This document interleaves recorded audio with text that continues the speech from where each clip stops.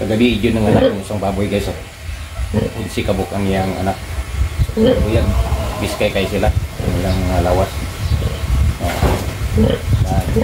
Tutoy sila sa ilang inan. Unsi ang kabuk sila.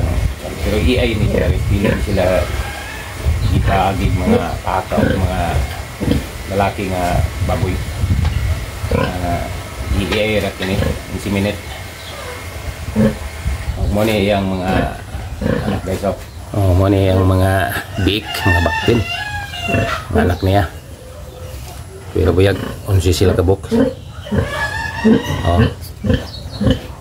Dili kini siya gipa kaanatog butakal, artificial insemination.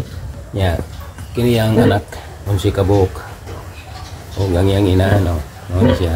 Pero ni pangkatulog kay bago pa mang gawas kapoy pa man ang lawas ni nila. Large white ni pagkababoy ning klasya. Unsi kabuk yang mga anak nagdidi lang inaan. Nakiring usa japod sa atong likod. Hapit na po kini mga anak. Next month mo kini tako kayo.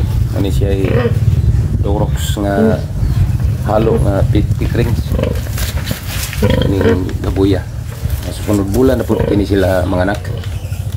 Drinks o Durox ang halo ni isog kay ni siya bagong panganak ining babuya guys, manghambat ini.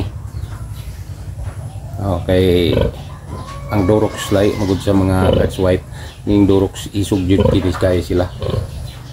Dako kay pagka anay. Mo ni siya panganak gabi.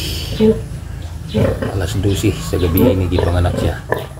Ang yang inaandili pa ni sila mo barog kay bago pa mang anak. Stress pa man kini siya.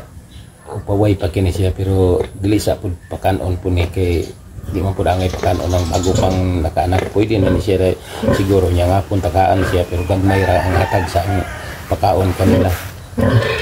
Dili siya kalabihan. Kinanglan jud nga butangan jud heater siya suga nga para painit sa iyang mga anak yung tras bago pa siyang gawas kay bugnaw mga kayo ang simento bugnaw kay kinanglan siya heater. Heater jud nga di kubungan nga suga init kay ni siya para sige yung mag-init ang ilang mga kalawasan natin kay sing bating kinanglan sila init pero dili ni sila kinanglan nga mabugnawan.